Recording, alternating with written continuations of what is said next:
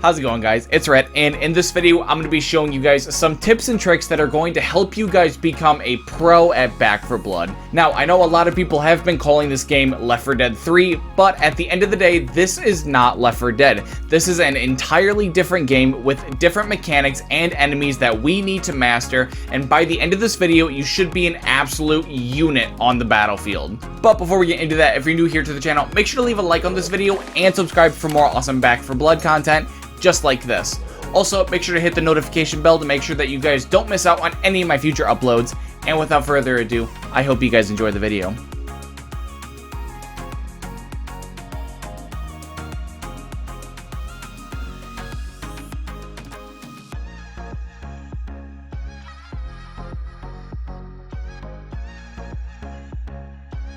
Now, like I said before, this isn't Left 4 Dead, and there is plenty of new mechanics that make Back 4 Blood different from its predecessor Left 4 Dead. One of the most apparent and important is the inclusion of deck building within the game. These cards can be unlocked by playing further into the game, and each give you some form of boost or ability. Now, admittedly, the cards that you get in the beginning of the game are not that great, but the more you play and the higher difficulty you try to play, these cards are going to become absolutely essential for your survival.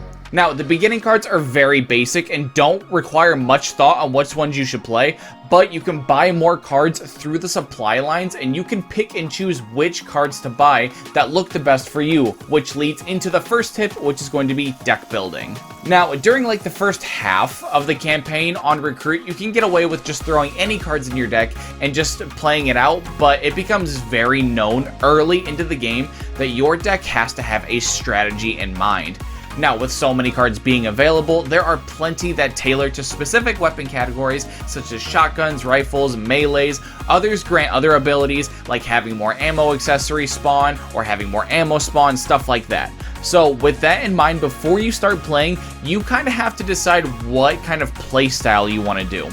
Now, if you're looking to be more of a support character, try a character like Doc out and just load your deck up with cards that are going to increase your healing time and efficiency. Or maybe you're trying to be something like a DPS machine and want to deal as much damage as humanly possible. You're going to want to play a character like Walker and load up with a bunch of cards that increase your weapon damage and your weak spot damage. Now, if you don't want to fully commit to just one role, there are plenty of all-purpose cards that you can use, but I do feel it is significantly stronger to have a specific playstyle and role you're trying to achieve when playing.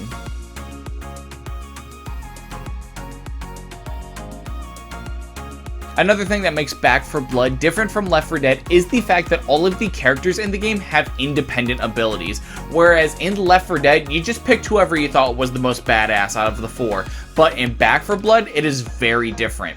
Each character has their own abilities and skill sets that you can combine these with the cards in your deck to make you an absolute beast on the field. For example, if you're wanting to be a support character, you might want to pick someone like Doc and have an entire deck dedicated to just healing. That way you can fully maximize her potential. It would make no sense if you said you wanted to be a healer and then you play as Hoffman with just a few healing cards in your deck. Or saying you want to have like a DPS build and then picking Doc as your character. Make sure to read everything a character does and then build your deck around them and your playstyle.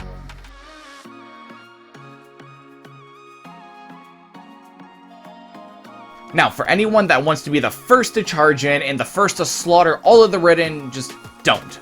Please just don't. Much like Left 4 Dead, Back 4 Blood is a team-based game and will waste zero time in punishing players who try to be a lone wolf. Sticking together is going to give you guys the best chance for survival against the Ridden, because you can do things like mark special infected and actually target them down effectively and quickly, or if a teammate gets down, you can actually revive them because they aren't 50 feet away trying to rambo through the entire mission. Now, while you need to play as a team and work together, that doesn't always mean stay huddled up in a small group. You will need to be able to adapt when the situation comes. Back 4 Blood has many special infected that can punish lone wolf players and players that stay too close to one another. Things like stalkers and stingers will punish you for going out on your own, pinning you down unless you have a stun gun, and things like tall boys and hawkers are going to do massive area damage and completely crush an entire team if they are too close together. And even in a situation where you have to split up, make sure you split up into teams of 2. The buddy system worked in school and it works just as well here in the Apocalypse. You can also do things like buy the team upgrades from the shop at the beginning of the round and give any spare copper that you have to someone else and maybe let them buy another team effect or another healing item. Just don't be that guy who never shares anything and then gets mad when no one shares back. Like I said earlier, Back 4 Blood is a team-based game, so you win and you lose as a team.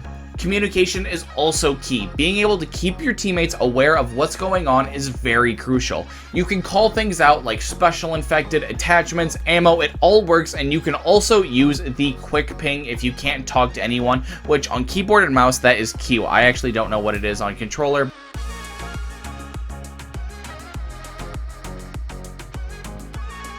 Now, we all know the feeling of getting swarmed and attacked from all angles, and we all know just how great it feels. But there is a lot you can do in Back 4 Blood to make sure that that doesn't happen. There is almost always something you guys can do to use the map to your advantage, whether it be something simple like getting on top of a car or a truck and getting the high ground just to make yourself that much harder for zombies to get to you. You can also do things like back yourselves into a corner so you don't have to worry about anything hitting you from behind. You can also do things like back yourselves into a corner so that you guys don't have to worry about anything hitting you from behind, especially if you can use something as a choke point like a doorway that only a certain amount of zombies at a time can walk through, keeping a steady flow rather than them all just coming at you right at once and possibly overwhelming you.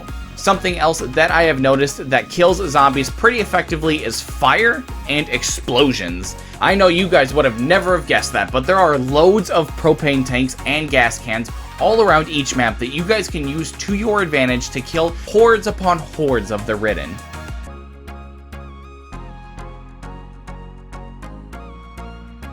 Now, there are a lot of weapons in Back 4 Blood and a lot of customization in each category, and the last thing you guys want to do is pick up a weapon that isn't exactly right for you before the heat of a battle. Now, I would recommend setting aside a half hour, maybe even an hour, playing around in the gun range with all the different guns and all the different attachments. Now, you can get a feel for the recoil, find out what guns just click with you. You want to do this so something stupid doesn't happen, like picking up an ACOG scope when you have a light machine gun and thinking it was a good idea. Now, I'm totally not speaking from experience on this. Now, this can also really help you figure out what playstyle you want to do. For example, if you really are feeling the shotguns, you might want to make your deck based around them and become an absolute unit with shotguns.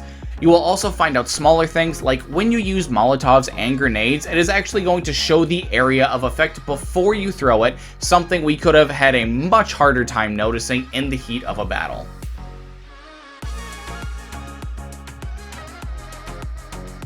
Now, I cannot emphasize this enough, but speed is key. It is critical to get your objectives completed as soon as possible. Now, I know it might be tempting to fully explore the map or kill all of the Ridden on the map, but trust me, don't. All you're going to be doing is giving the game more time to throw more hordes at you. Now, this doesn't mean ignore my advice from earlier and become a lone wolf. You should always still check all your corners or any potential things that can hurt you, but you just always have to keep it in the back of your mind that you need to be moving. This is so emphasized in the game, even the cleaners that you're playing as tell you to move if you're taking too long.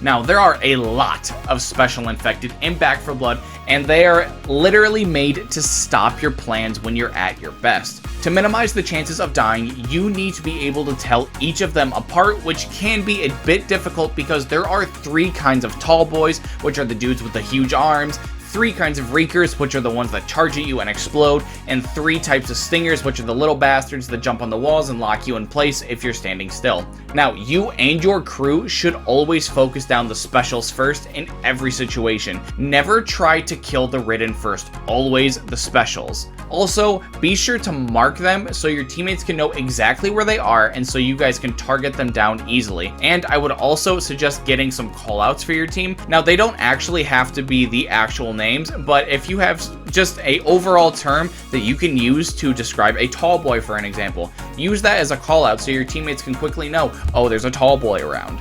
Well, that's going to do it for the video, guys. If you guys apply all of these tips and tricks that I showed you here in this video, you guys are going to be a pro at Back 4 Blood in no time. And as always, if you happen to enjoy the video, make sure to leave a like and subscribe to my channel for more awesome Back 4 Blood content just like this. Also, make sure to leave a comment down below telling me what you guys thought of these tips and tricks, and if you guys have any extras that you think would help, make sure to leave them down in the comment section below. And until next time, it's been Red, and I'll see you guys in the next video.